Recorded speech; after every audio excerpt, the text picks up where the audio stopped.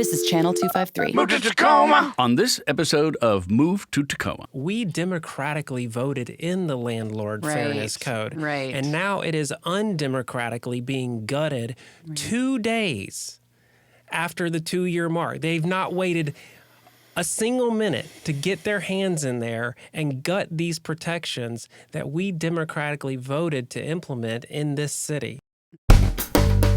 Channel 253 is member-supported. I'm producer Doug Mackey, and I hope you will show your support by going to channel253.com/membership and join. Thank you. We're back. Move to Tacoma, move to Tacoma, move to Tacoma.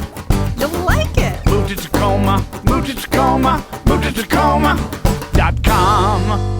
I'm Marguerite with Move to Tacoma, and I'm here today with two guests to talk about tenants' rights and the tenants union in Tacoma today. Would you guys like to introduce yourselves? Sure. My name is Faye. My name is Devin Rydel Kelly. Awesome.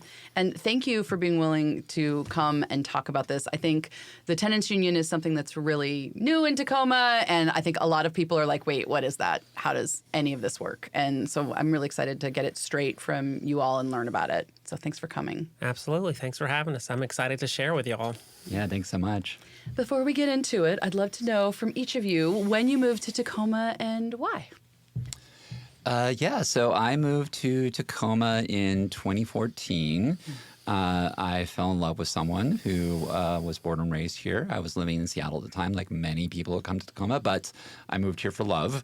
And, we were discussing what to do with our future, and I have now adult stepchildren, but they were 13 and 11 at the time, and it made sense for me to move here. I live on Hilltop. I love Hilltop. I never, ever want to leave. I moved almost every year of my life as a child, and that's really what partially informed my really deep commitment to housing justice. And I feel deeply rooted in Hilltop, and I love how integrated it is. I love how gritty it is. I love how accessible transit is. I love that there's a Safeway a block from my house, even though a lot of other people don't love it. And I never want to leave. What kind of house do you have? Like one of those cute old craftsmen that they have in Hilltop, or? Yeah, we do. It's a kit house, like pre-Craftsman technically, but like it matches kind of the houses right north and south of ours. But it's got a lot of flair because my partner Holly is I've been told not to use the term master gardener because it's in a technical term, but she's a really, really amazing gardener. Oh, wonderful. Yeah. That's a handy person to have around the house. Totally. How about you, Francis Faye?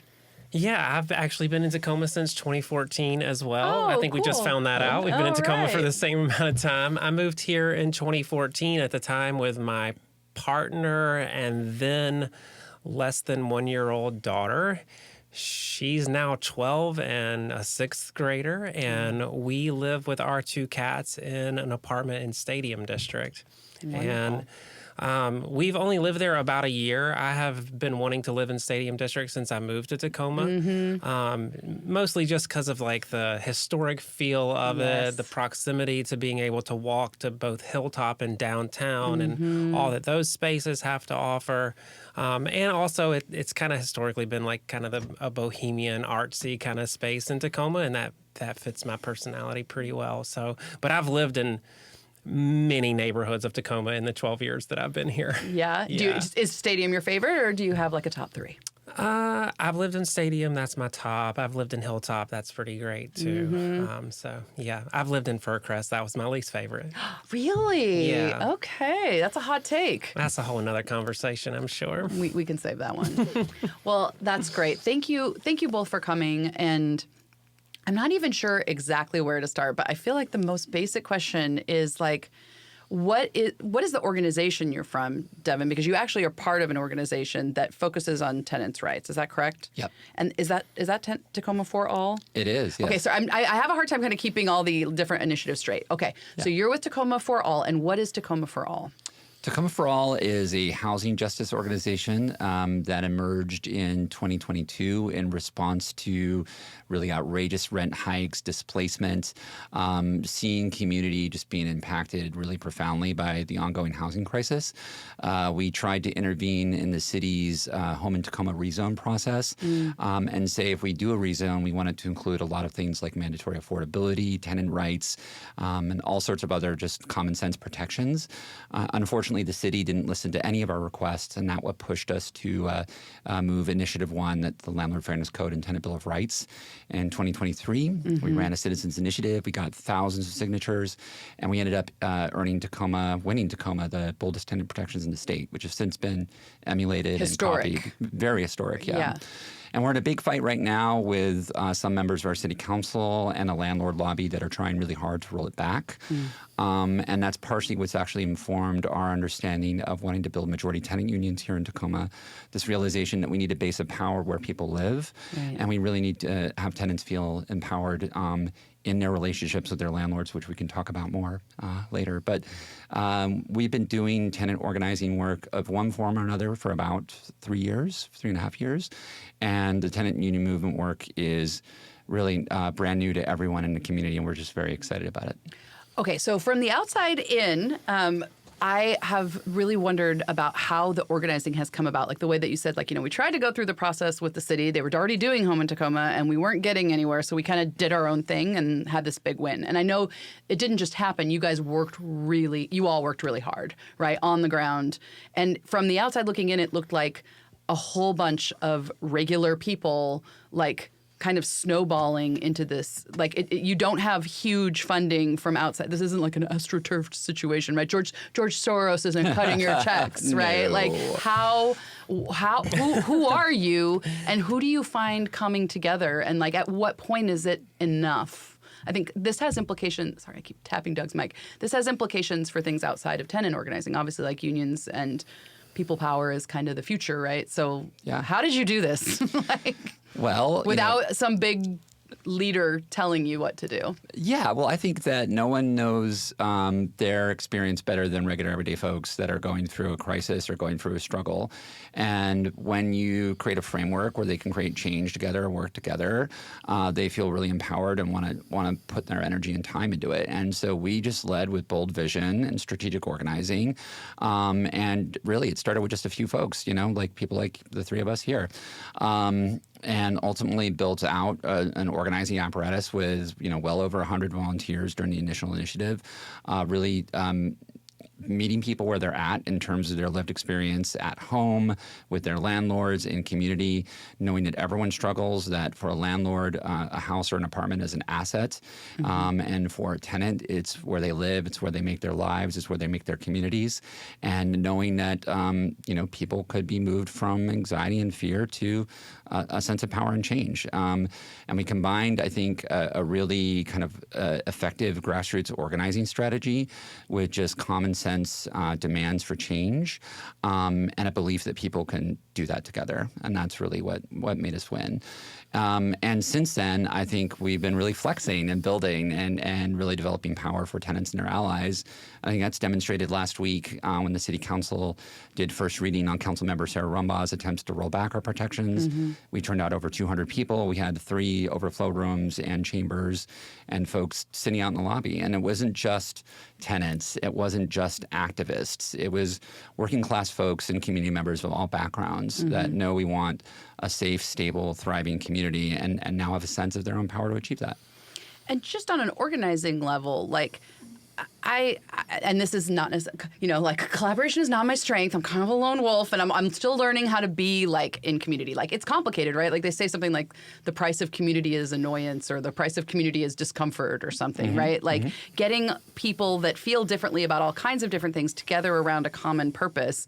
You said it like, oh, yeah, and then we had 100 volunteers. And I'm just thinking, like, and how are you communicating with 100 people? How were 100 people getting along and moving in the same direction? Nobody's getting paid. Like, how do you do that?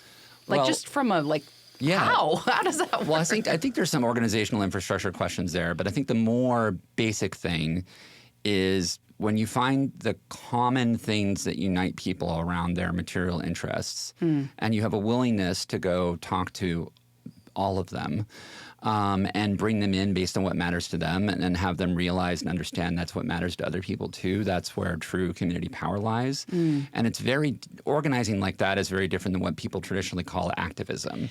Yeah. So what's the difference? Because actually, I think that is my question. You got to my real question. What is the difference? This is a core thing. Activism is showing up, being loud, having a strong opinion, and trying to persuade people with power to do something different.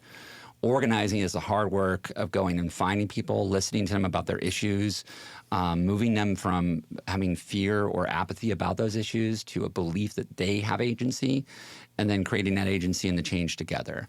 And I think that's the work we've been doing, and that's what tenant unions do as well. Yeah, absolutely, because I was going to add to that. I mean, when you frame organizing in that way, in the way that Devin has just framed it, then community building actually becomes something that isn't that complicated. What community building at that point becomes about is just being neighborly. And it's about recognizing that we all live together. And because we all live in close proximity to one another, we share our living conditions. And I think what all of us can recognize is that our shared living condition, whether we're a tenant or a homeowner or anywhere in between right now, is getting kind of worse. Right? And so when neighbors can come together and say, look, we can recognize our shared living condition, and I recognize the humanity in you, and you recognize the humanity in me, then our care for one another can naturally become a response to our situation. Yeah. And at that point, we're organized to take action. That's a different kind of action than the sort of activism action that Devin was talking about. We're all mad about the same thing. Yeah, right. We are upset that we're living in these like deteriorating living conditions like we live in my building. However, we also see that it's pretty common sense approach just to get together and try to improve that in the best way that we know how. Where it becomes complicated is that we have political officials in this city, landlords in this city, nonprofit executives in this city who want to put their interest ahead of the people's interest. And that's where our organizing efforts then become a bit of a struggle that we enter in together. Yeah, and I think this is probably going to come up a few times as we talk about this tension. And I have so many questions about all of that. But now that we're over it with you, Frances Faye, may I ask you, what is a tenants union? Yeah. And why did you want to make one? Well, it's a funny story. I mean, our tenant union at the New York apartments in the Stadium District really started from like a single rusted pipe. And that rusted pipe that was under my sink ruptured, and it was spilling water into the floor. And unbeknownst to me, it was rushing down into my apartment, into my neighbor's apartment downstairs. A person who at the time, like I knew in passing, but didn't really know. And so one day, she frantically ran upstairs and knocked on my door and asked if my apartment was flooding. And I had no idea. I was like, not that I know of. But when I found that it was my dirty dishwater that was going all over her kitchen. So this wasn't like a spraying leak. This was like a slower leak. No, this was literally like everything I put down the sink was just going straight into her apartment downstairs. That's a great way to get to know your neighbor. That's a great way to get to know our neighbor. What we bonded over was, one, that obviously we need to get this fixed and do everything that we can to repair that and to make her apartment whole and my apartment whole. And then we bonded over the fact that our landlord didn't want to do anything. And then when they did want come in to do it, they did it poorly. So they sent some maintenance people after, like, my neighbor had to frantically call over a dozen times over 3 days. At this point, I couldn't even use my sink. And it took tears and a frantic call to get anybody to come out there. And when they did, they reattached the U-drain right to that rusted pipe again. And so then we recognized, like, that doesn't feel like respect. So we started talking to some of our other neighbors and asking if they were having any of these issues, and it turned out we were all having issues like this. Okay. So a tenant union is our response to the deteriorating living conditions that we're in. A union is what? It's just it's a type of community. It's the formation of relationships into something that recognizes that we're stronger together than we are apart. And that if we're all sharing these same conditions, then we can all respond collectively to try to get them solved. We didn't know any of this at the time. Well, all we knew at the time is that we really had an issue and we really wanted our landlord to respect us and to do something about it.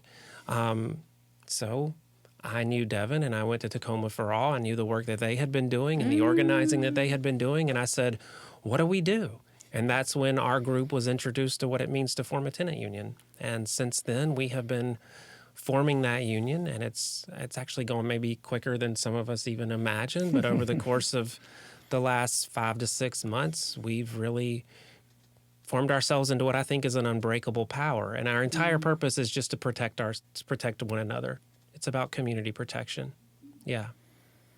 So the thing that I immediately thought when I first saw Tacoma Tenants Union, I hadn't seen, like, I've now seen some like little video snippets of the rally that you all had in front of the apartment building, but I was thinking about the Seattle Tenants Union, which I first heard about when I was a tenant, when I was in my early 20s, like, and I had a problem, I think, with something. My landlord started like searching online and found, oh, Seattle, King County, they have something up there.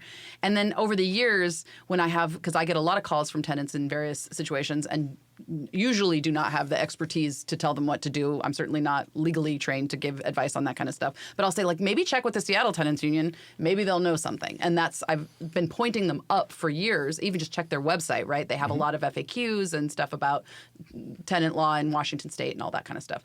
This was obviously before your organization formed. And now, obviously, having Tacoma Pro Bono, we have a lot of resources in Tacoma. But I was thinking, like, oh, great. Okay, so what we're going to have is, like, a local organization that just generally reps the tenants, but that's not what this is. This is very specific to your building and kind of a test case that people could copy in other buildings. Is that the idea? Yes. I'm really sorry. I know this is a really basic question, but I don't know what it is exactly. So just to address the first thing you brought up, because it's really interesting, and then I would love to kick it back to Francis Faye about like our vision for the future of organizing, is that there's a lot of organizations over the last couple decades that have identified as tenant unions, and there's been kind of fits and starts in different communities and places around it. And what's ended up happening with a lot of them, and the Seattle Tenant Union, which has become the Washington State Tenant Union, a great organization in a bunch of ways. But what they've ended up doing really is a lot of service and advocacy, so policy-oriented work, which isn't necessarily a problem. But there's a new wave of tenant union organizing around the country. It's really exciting. That is kind of adapting traditional labor union models, really to go back to the 1930s, the era of real labor militancy and winning big contracts and even going on strike if they have to. And it's really about getting to a majority of the people or a super majority of the people in a building and having them have a sense of their collective, deeply, widely felt issues and what unites them and how they can be united to push back and make change. And the law is great. The law is very helpful. We love Tacoma Pro Bono. We work with them a lot. The legal apparatus is great. But a true majority tenant union is about understanding that you have power just like your landlord has power. And so we're very excited to be deeply connected to the New York Apartments Tenant Union and supporting them, and for this to inspire folks elsewhere throughout the city, ideally. Yeah. What's the best pro tip you have if someone is watching and they're like, my building also, my landlord also. How did you do that, Francis Faye? Like, what are the steps? How did you organize as a group? Well, I think I said it a little bit earlier, but the first step is just to care about your neighbors. Yeah. Like, the first step is just to get to know your neighbors and to listen to one another. Because in our apartment building, I said this at our launch on Saturday, we're all different. Yeah. We all have different backgrounds. We all have different jobs. We all have different interests. I'm assuming we all have very different politics. We have different religions. But what we share in common, again, is our shared living conditions. And we also share in common a desire to improve our lives. We believe that we deserve a safe and healthy and stable home. And so what we've asked to form a tenant union, we've just recognized that we believe that we have more power coming together with that and asking our landlord to meet with us and negotiate to address the conditions of our building. That's the primary thing we're looking for. We want our landlords, Robert and Candace Hoover, who live in Huntington Beach, California, to sit down with us face to face and negotiate and make the changes that would make our lives healthier, safer, and more stable. And I hope that that's something that all of Tacomans can really get behind because, so often there's a deep love for Tacoma for those of us who live here. Yeah. There's a sense that we are a really cool and connected community. And we have tens of thousands of our residents who are living in deplorable conditions, even way worse than we're experiencing right now at the New York apartments. Yeah. And what we hope that our group can do is sort of be a part of creating a citywide movement so that tenants around our community can begin building their own power and reaching out to their own landlords to have these kinds of conversations. And what I said in my launch speech on Saturday is true. We want to just sit down and negotiate, right? The only reason a landlord would not want to sit down and negotiate to make better living conditions for their tenants, who are their paying customers, is that their neglect and their exploitation is their point. And I hope that we can all in Tacoma agree that we shouldn't have landlords like that in our community. This is reminding me of the conversation I had with the tenant or with the union that was forming at the art museum. It's like you were talking. It's based on labor organizing, right?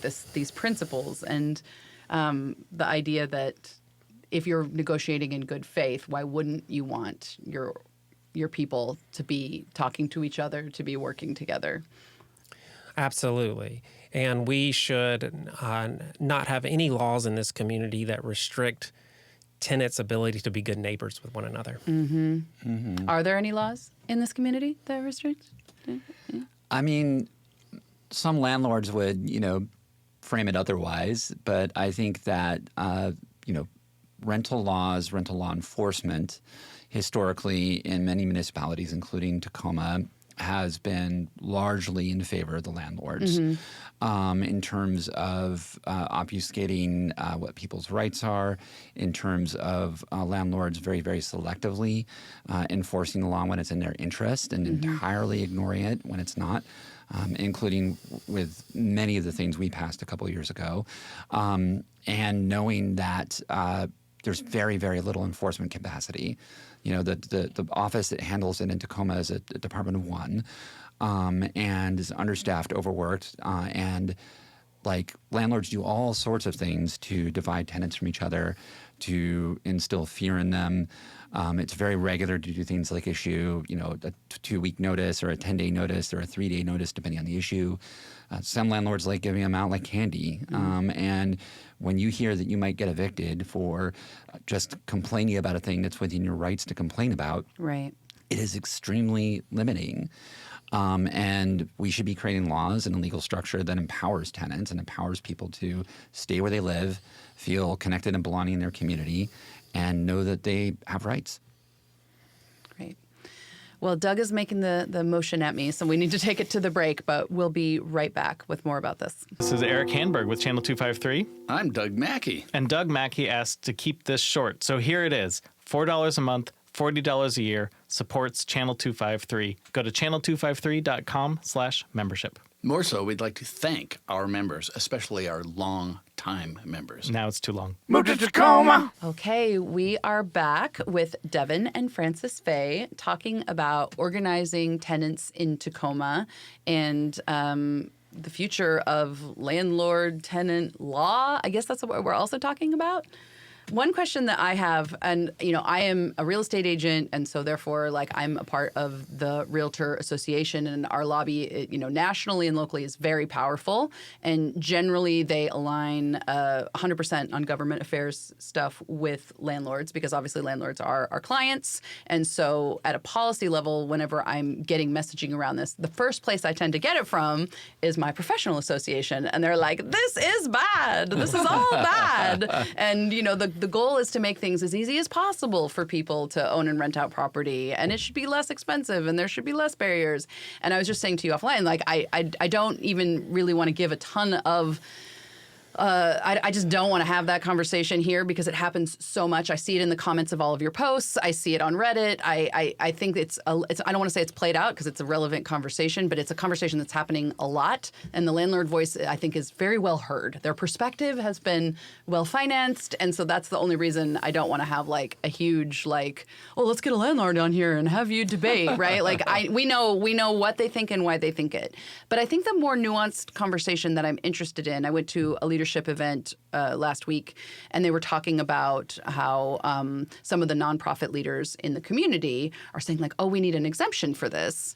And their reasoning is around, and I've seen you all having these conversations as well, like if the tenants can't pay for their rent, then our loans are in jeopardy, and then that's going to impact our ability to pay our own mortgage and then to finance future, affordable housing projects, right? Like that's the case that they're making. And then we have this situation where I'm watching it go down mostly online because I haven't gone in person. For better or for worse. Like I'm watching this go down online and I'm seeing people I respect that work in organizations that are trying to do good work. And I see people that I respect that are literally going to be homeless if things don't get sorted out. Like the stakes are very high, but these are all community members. And the problem seems to be way upstream of this community. The problem, the real culprit seems to be banking, financing laws, all of these different the tax structure of our state and city and federal government. Like these are, and those problems are never really the focus of everyone's ire. It's like everybody's pointing at their neighbor down the street who is, you know what I'm talking about? Like I feel like it's very frustrating watching it. Like why aren't we all working together on the big problem instead of like, I don't know. Maybe I've talked too much. I mean, you kind of just answered the question you for did. us. Can I answer that question? Yeah, you literally just answered your own question. Yeah, no, you totally did. The problem is capitalism. Now, I'm speaking as a person who's a tenant right now and my own self. I'm not speaking for any organization. Yeah. The problem is capitalism. And in the system that we have, we are taught and we are lifted up and we are exalted when we focus on our own particular self-interest. Right. And the self-interest of the real estate industry, at whatever realm you are at in that, is making money. Mm-hmm.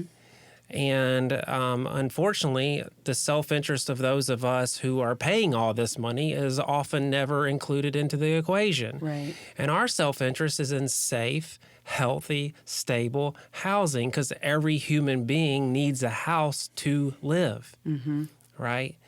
One thing I'll take issue with, though, is the idea, and again, I'm speaking for myself, is the idea that in the Landlord Fairness Code rollbacks that we're experiencing right now, that somehow our nonprofits who have, in many ways, risked their entire organization. I mean, I think this is the reason they're kind of stressing, right? It is because they have risked their literally an existential risk in their organization on the industry of providing quote-unquote affordable housing. What that means is they're providing housing for the most vulnerable people in our community. And what they're wanting to do right now and what they are going to do tonight at City Council is gut the protections for our city's most vulnerable people.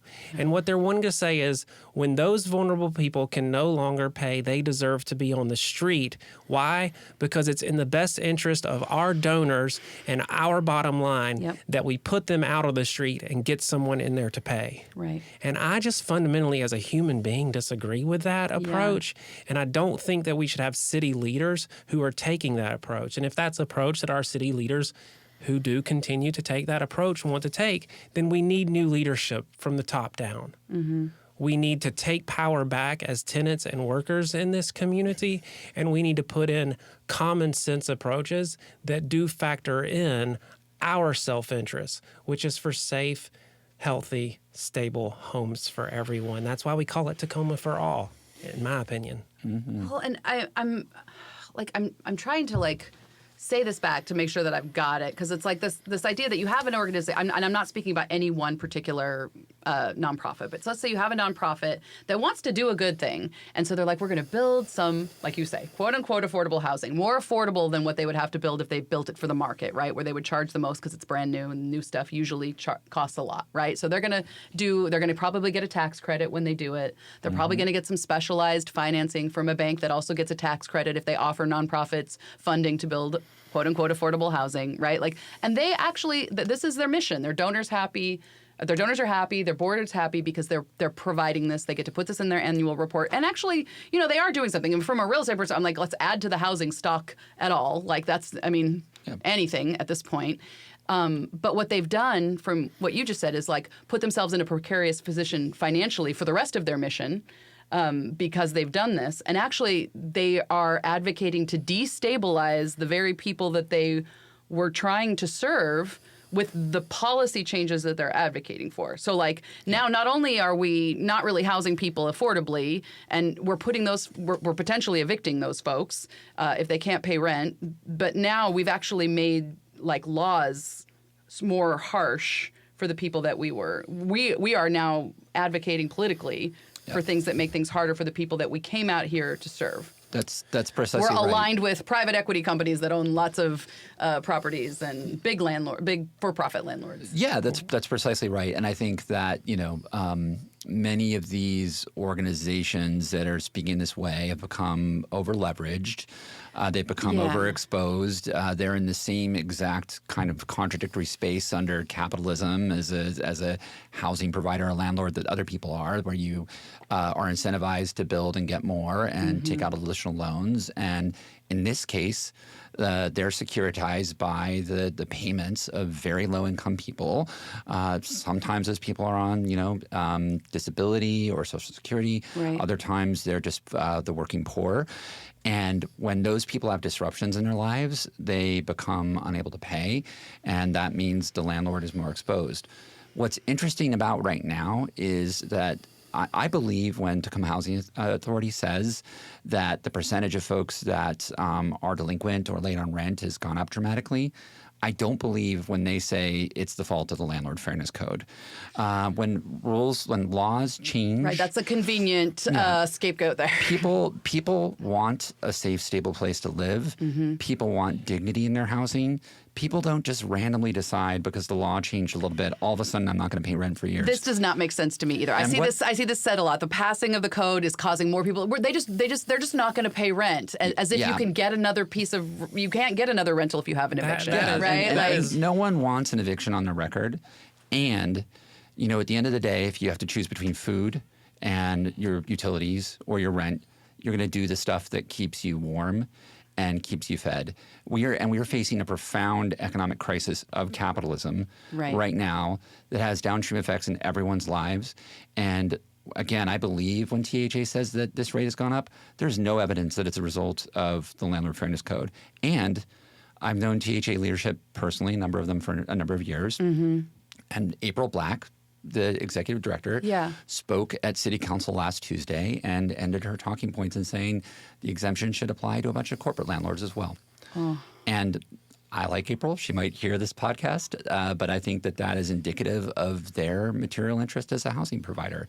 Their interest is their bottom line over all else. And it's kind of hard to say that because they do a lot of good in the community. But until tenants have an organized, active voice that is really willing to consistently speak up and push back on that, that's just going to be how it is. Landlords are going to dominate local politics. Absolutely. And I think you said it. What we're hearing is a red herring argument that scapegoats our city's most vulnerable people. And I hope that as a city, we can come together and say that isn't right. And in fact, it's not a hope. It already happened. We democratically voted in the Landlord Fairness Code. Right. And now it is undemocratically being gutted 2 days after the 2-year mark. They've not waited a single minute to get their hands in there and gut these protections that we democratically voted to implement in this city. Right? Yep. I'm really proud of our organizing in recent months and pushing back on the absolute worst of the rollbacks, which I think we'll win on tonight. Yeah. But the absolute worst indicate the profound contradiction in this. Sarah Rumbaugh, the council member that really is advancing the rollback, wanted them to be set for winter eviction protections at 80% of area median income, meaning only people that make below 80% of area median income would qualify for it. At the same time that they wanted to exempt a bunch of organizations that provide housing for people at less than 80% of area median income. You can't have it both ways. Yeah. And that, to me, indicates kind of the core contradiction here. Like, no matter how you cut it, what you're doing is hurting poor people, putting them on the streets, putting them into homelessness right after you passed a draconian expansion of the camping ban. And we will not tolerate that as a community. Council Rumbaugh said in an interview earlier that was just on KNKX yesterday that the reason that she introduced this legislation was to teach us a little bit of accountability. Like living on the street isn't accountability. Well, I found it interesting because I think the only real accountability that we need her worried about is her accountability to the people. And who she seems to be most accountable to is her own landlord self-interest, the landlord lobby, and these other organizations that we have been talking about who make their money off the backs of low-income people in this community. And as a low-income person in this community, I don't approve of it. I don't consent to that. And I will do everything in my power with my neighbors to push back on that. That's why we have formed a tenant union. Well, and I think fundamentally, and I don't imagine a ton of folks from the real estate or landlord lobby are going to be watching this podcast, but if they were, I think what is fundamental here that they must understand is that they have funding, they have ways of organizing and to advocate for their political and their material benefit. What beyond one single tenant union in one building in the city do you all have, and your organization, Devin? But like, what do tenants have? We have the truth, number one. Right. We have the truth. We're telling the truth about our experience. Yeah. Right? So we have that on our side. And with that, we have a tremendous amount of power because with that, we have the ability to come together and represent our own self-interest in this process as well. So, yes, it's one tenant union, but someone has to start it. Well, and this is where I'm like, okay, so for the people that do regularly listen to the podcast, that are like, well, I own a house or my mom has a rental. Like, I'm a landlord. I'm a big landlord. Like, no, you're not. And how does the community begin to, first of all, begin to really understand this situation better? And empathize with the people in their community and know more about what's going on and have the courage to know more about what's going on. I think that's hard, right? If you're not living in that situation, if you're living over the bridge or whatever, like how can you first begin to understand the situation that y'all are in, and second, begin to see your own community and the priorities and the organizing happening in your own community is at least as important as out-of-state private equity companies or big landlords. Like how can normal people begin to understand this problem and empathize? Because you're saying it's a human problem. How do we tap into our humanity and start recognizing it? Yeah. Well, maybe this is helpful. So I have been both a renter and a homeowner in this community, right? So I have experienced both sides of that equation. When I was a homeowner and something went wrong, right? Like I had a pipe bust and my basement was flooded. I had to wake up at 4 a.m. and start paling that water out of my basement. And then I had to do everything in my power and within my financial means to fix that as quickly as possible. Why? Because it was very important to the safety and health and stability of my family. Right. Well, put yourself into a renter's shoes. All those same things go wrong, and you have to call a landlord. What happens when that landlord says, sorry, we don't care? Well, I don't think anybody in this community should have to deal with that question. Right. If you want to be a landlord in our community and you want to create housing for others and you want to make money from that housing, you should also have to take care of that housing the same way that you're going to take care of your home, the same way you and your partner are going to take care of your homes, the same way that I would have taken care of my homes when I was a homeowner. Now I call a management company, not the landlord, because the landlord's not available. I call a management company who has been hired with the explicit instructions to provide as little services and extract as much money from me as possible.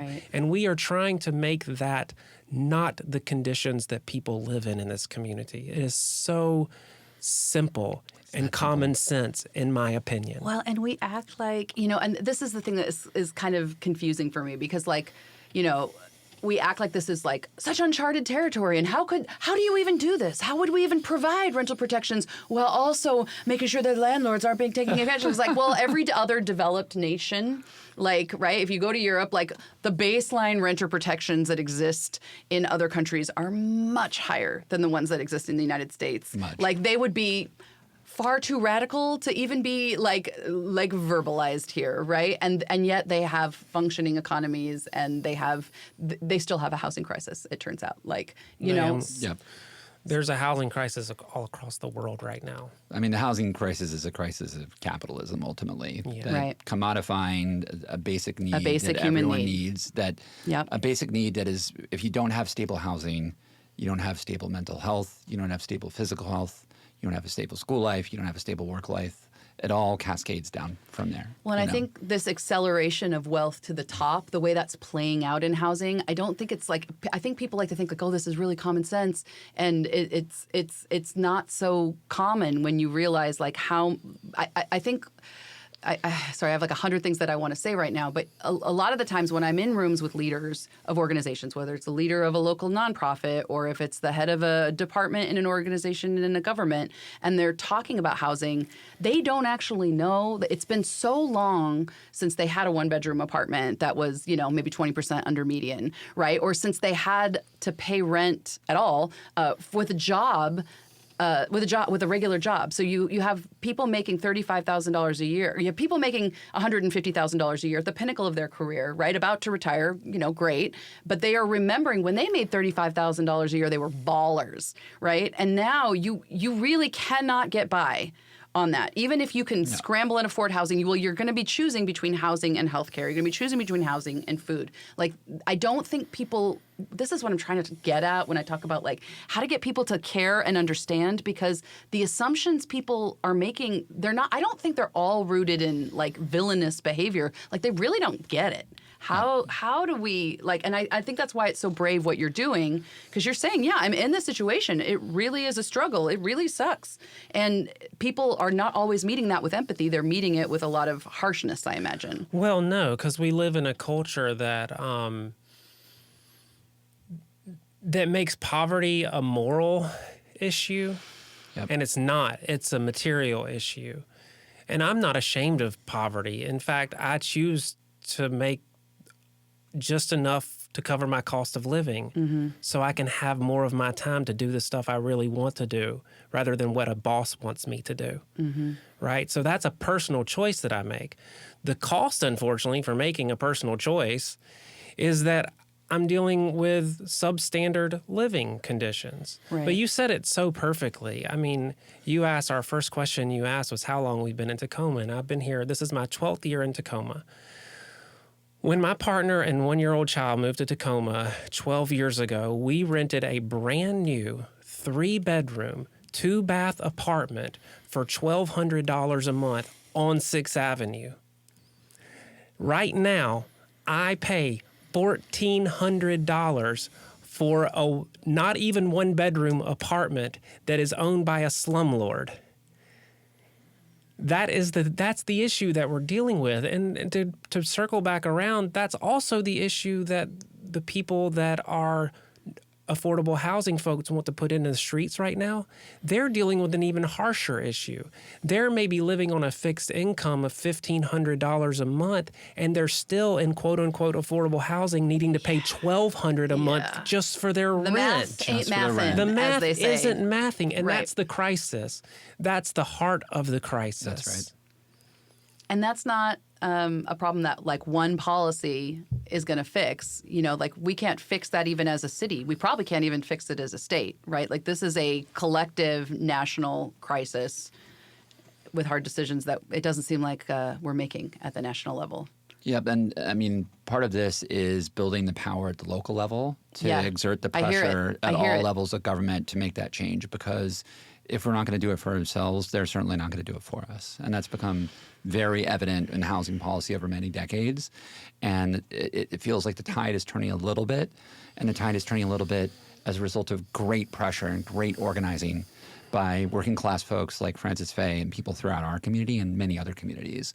And it's going to take a lot more than what we're already doing, which is why we want more people to get organized. Yeah. We want more people to get involved with Tacoma for All. We want more people to form tenant unions. And we want more people to discover their own power and realize that they are more like their neighbors than they thought, and that their greedy slumlord that lives in California has nothing in common with them.